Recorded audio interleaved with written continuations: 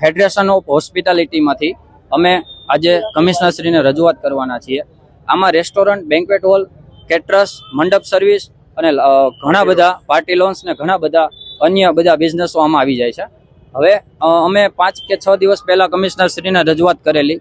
અમને બહુ મીઠી ભાષામાં જવાબ દીધેલો કે જે જવાબથી અમે સંતોષ નહોતા, બરોબર. અને અત્યારે અમે જે નિવેદન દેવાના છીએ એનો પણ અમને જવાબ એ જ રીતે મળવાનો છે, એની અમે અપેક્ષા છે. કે હવે સરકારશ્રીનું એવું આવેદન હતું, ઉપરથી પણ એવા નિવેદન હતા કે આ ચમરબંધીઓ અને ગેમ ઝોનની જે ઘટના બની એનાથી દુઃખદ બધા છીએ, અમે પણ છીએ. પણ ઉપરથી એવું નિવેદન હતું કે આ ચમરબંધીને છોડવાના નથી. તો તમે આ પાછળ જોઈ રહ્યા છો એ લોકો ચમરબંધી છે? શું તમને એવું લાગે છે કે આ બધા ચમરબંધી છે? જો રાજકોટની અંદર આપણે આ રીતે કરશું તો બધા લાખો બેરોજગાર છે. અત્યારે 50,000 ફેમિલીને અત્યારે રાજકોટ રેસ્ટોરન્ટ અને બેન્ક્વેટ હોલ અત્યારે એક રોજગાર આપી રહ્યું છે.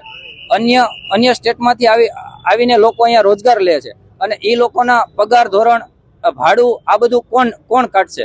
તો અમારી રજૂઆત એ છે કે જે સીલ થઈ ગયું છે એને તત્કાલ ધોરણે એને ઓપન કરો. એ રીતે ઓપન ને કે કિચન બંધ રાખો, એને કામ કરવાના ધોરણે અને એને ધંધો ચાલુ રાખવાના ધોરણે એને સમય મર્યાદામાં અમે સમય મર્યાદા તમને આપીશું. લેખિતમાં કહો તો લેખિતમાં આપીશું. અમે તમારા નિયમોનું પાલન કરવા રેડી છીએ, પણ તમે અમને એવી સમય મર્યાદા આપો કે અમે ધંધો પણ કરી શકીએ અને એના અમે કામ પણ કરી શકીએ. અપેક્ષા અમારે મિનિમમ 3 મહિનાની છે, કારણ કે અમે અત્યારે રજૂઆત કરીએ છીએ અથવા ઇમ્પેક્ટ ફી ભરીએ છીએ કે બધું કરીએ છીએ તો સરકારશ્રીમાં તો ઓફિસો ખાલી નથી. સરકારશ્રીના જે અધિકારીઓ છે એ જ અમને કામ નથી કરી આપતા, ફ્રી નથી. અને અત્યારે એટલો ઓટોમોડ ચાલી રહ્યો છે કે અધિકારીઓને શું કરવું ને એ અધિકારીઓને ખુદને ખબર નથી.